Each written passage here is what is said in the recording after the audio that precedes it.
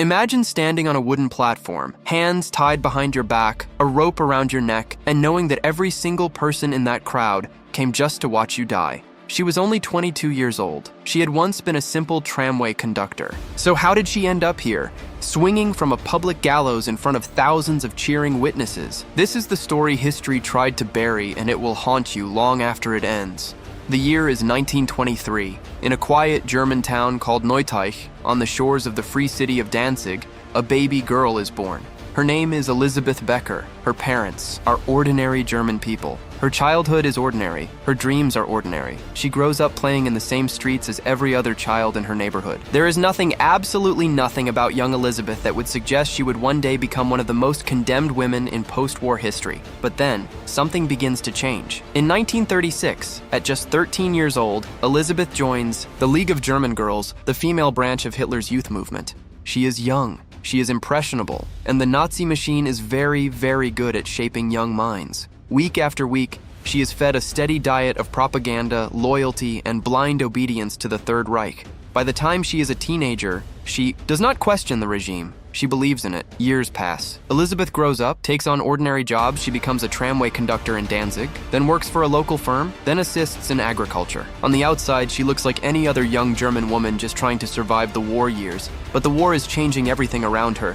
And in 1944, the war comes knocking directly on Elisabeth Becker's door. The SS is desperately short of guards. The nearby Stutthof concentration camp, one of the most terrifying places on the face of the earth, needs more personnel. And Elisabeth Becker is conscripted. She is ordered to report. She does not resist. She does not refuse. On September 5th, 1944, she walks through the gates of Stutthof and begins her training as an SS overseer. Now, if you do not know what Stutthof was, let me tell you. Stutthof was the very first Nazi concentration camp established on Polish soil, built the same day Germany invaded Poland in 1939.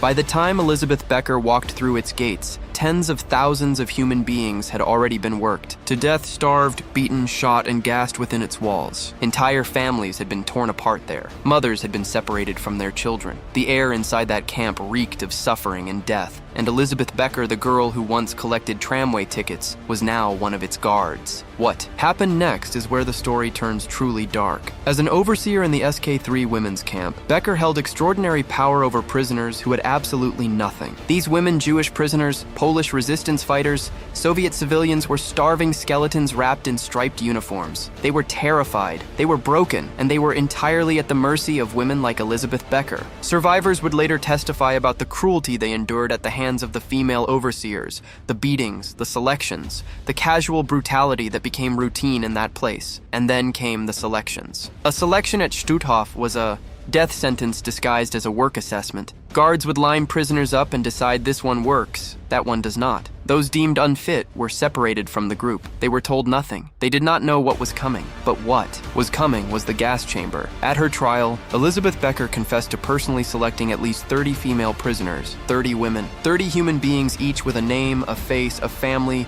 a story chosen by her hand and sent to die. She was at that camp for just 4 months. Then, in January 1945, with Soviet forces thundering toward the region, Elisabeth Becker ran. She fled the camp on January 15th and slipped back home to Neuteich, hoping to disappear into the chaos of a crumbling Germany. Perhaps she thought the war would swallow her secret. Perhaps she believed she could simply go back to being an ordinary woman and leave Stutthof behind like a bad dream. She was wrong. 3 months later, on April 13th, 1945, Polish police knocked on her door and arrested her. She was placed in prison to await trial. And now the woman who had once held the power of life and death over dozens of prisoners sat in a cell, waiting for someone else to decide her fate. The Stutthof trial opened in Danzig on May 31st, 1946. 5 former SS women and several capos stood in the dock. Survivor after survivor took the stand and described horrors that made the courtroom fall silent. Elisabeth Becker sat among the accused, 22 years old, knowing that the confessions she had already made were sitting in the court record.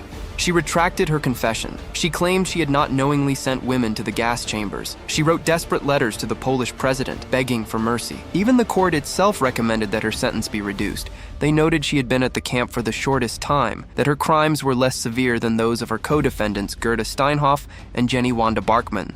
but the president did not answer. No pardon came. On the morning of July 4th, 1946, a date that would forever stand in stark contrast to America's celebration of freedom, Elisabeth Becker was led out to the public gallows at Biskupia Górka in Gdansk. She walked alongside 10 other condemned guards and capos. The crowd that gathered was enormous. These were Polish people, people who had lived under Nazi occupation, people who had lost family members, people who had survived. They had come to witness justice, raw, public, unflinching justice. One by one, the condemned were brought forward. The ropes were placed around their necks, and then it was over. For Elisabeth Becker, records and photographs from the execution suggest her death was swift. Her neck broke on the drop. She likely lost consciousness instantly. It was, in a grim and terrible irony, far faster and far less painful than the deaths of the 30 women she had selected with her own hand. She was 22 years old, the same age as some of the prisoners she had condemned. If this story shook you, if it made you feel something, then share it. Because the moment we forget what ordinary people are capable of is the moment history prepares to repeat itself.